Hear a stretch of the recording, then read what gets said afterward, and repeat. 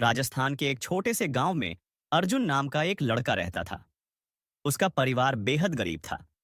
पिता खेतों में मजदूरी करते थे और माँ गांव की महिलाओं के कपड़े सिलती थीं। घर मिट्टी और घास से बना हुआ था और बारिश के दिनों में छत टपकती थी। अर्जुन का जीवन अभावों से भरा था, लेकिन उसके अंदर कुछ खास था। एक सपना जो उसे बार बार जगाता और कहता, तू भी कुछ कर सकता है। गांव के लोग अक्सर ताने देते, इसका क्या होगा, इसकी तो किस्मत ही खराब है। अर्जुन चुपचाप सुनता, लेकिन भीतर एक आग सुलगती रहती। वह जानता था कि गरीबी उसकी पहचान नहीं है, बल्कि एक चुनौती है जिसे उसे हर हाल में पार करना है। एक दिन गांव में एक साधु बाबा आए। लोग उनके पास आशीर्वाद लेने पहुंचे। अर्जुन भी गया और उनसे पूछा, बाबा, क्या इंसान अपनी तकदीर खुद बना सकता है? साधु मुस्कुराए और बोले, बिल्कुल बना सकता है। तकदीर पत्थर की तरह होती है, जिसे यदि तू हथौड़े और छेनी से तराशे तो वह मूर्ति बन जाती है। लेकिन अगर तू बैठा रहे और रोता रहे तो वही पत्थर बेकार का बोझ बन जाता है। साधु की बात अर्जुन के दिल में उतर गई। उस रात उसने नींद में खुद से वादा किया, मैं अपनी किस्मत खुद बनाऊंगा, चाहे जितना वक्त लगे। अर्जुन ने स्कूल की पढ़ाई पर पूरा ध्यान देना शुरू कर दिया। उसके पास किताबें नहीं थीं, तो वह स्कूल के पुराने बस्ते, कबाड़ की दुकानों और दोस्तों से किताबें मांगकर पढ़ता। जब भी कोई नया शब्द या विज्ञान का तथ्य पढ़ता तो उसे दीवार पर लिख देता, ताकि बार बार देखकर याद कर सके। गांव में न तो बिजली थी, न इंटरनेट, लेकिन अर्जुन ने हार नहीं मानी। वह खेतों में मजदूरी कर पैसे कमाता और फिर उन्हीं पैसों से अपनी पढ़ाई का सामान जुटाता। कई बार पेट भरने को खाना नहीं होता, लेकिन वह भूख से समझौता कर लेता, पढ़ाई से नहीं। एक दिन स्कूल में विज्ञान प्रतियोगिता हुई। अर्जुन ने कबाड़ी से पुरानी मोटरें और प्लास्टिक पंखा लिया और एक ऐसा मॉडल बनाया जो सोलर एनर्जी से बिना बिजली के चल सकता था।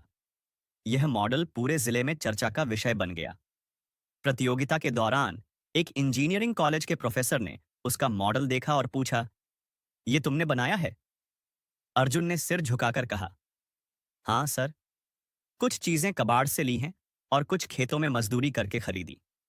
प्रोफेसर उसकी प्रतिभा से प्रभावित हुए और उसे अपने कॉलेज में फ्री में पढ़ने का प्रस्ताव दिया, साथ ही रहने और खाने की व्यवस्था भी।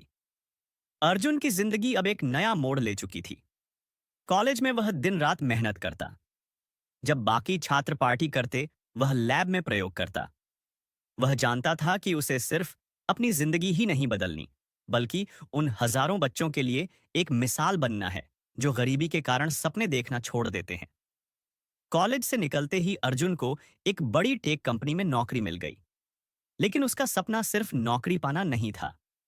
कुछ वर्षों बाद उसने अपनी छोटी सी पूंजी से एक टेक्नोलॉजी स्टार्टअप शुरू किया, जिसका उद्देश्य था हर गांव तक सस्ती सोलर लाइट पहुंचाना। शुरू में लोग हंसे, बैंक ने लोन देने से मना कर दिया, लेकिन अर्जुन रुका नहीं। उसने अपने प्रोजेक्ट पर काम जारी रखा। धीरे धीरे उसका नाम फैलने लगा।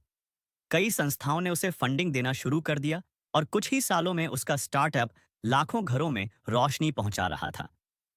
अर्जुन ने अपने गांव में एक स्कूल, एक डिजिटल लाइब्रेरी और एक स्कॉलरशिप फाउंडेशन की शुरुआत की, जहां उन बच्चों को मुफ्त शिक्षा दी जाती थी जो कभी उसकी तरह संघर्ष करते थे। अब वही लोग जो कभी उसकी तकदीर को कोसते थे, उसके सामने सिर झुकाकर कहते, तूने हमारी सोच बदल दी बेटा। एक दिन एक पत्रकार ने उससे पूछा, आपकी सफलता का राज्य क्या है? अर्जुन ने मुस्कुराकर जवाब दिया, जब सबने कहा कि मेरी तकदीर खराब है, तब मैंने तकदीर को कलम की तरह पकड़ा और मेहनत की स्याही से खुद अपना भविष्य लिखना शुरू कर दिया। शिक्षा। यह कहानी हमें सिखाती है कि तकदीर कोई जन्म से तय नहीं होती। वह हमारे कर्मों, हमारी सोच और हमारे संघर्ष से बनती है। दुनिया चाहे कुछ भी कहे, अगर हम ठान लें कि हमें बदलना है, तो कोई ताकत हमें रोक नहीं सकती। अंतिम संदेश। तकदीर उसी की बदलती है जो तकदीर बदलने की जिद करता है। जो परिस्थिति से नहीं डरता, जो चुनौतियों को स्वीकारता है, वही अपने भाग्य का निर्माता बनता है। ऐसी और भी मोटिवेशनल स्टोरी के लिए चैनल को सब्सक्राइब एंड वीडियो को लाइक करें।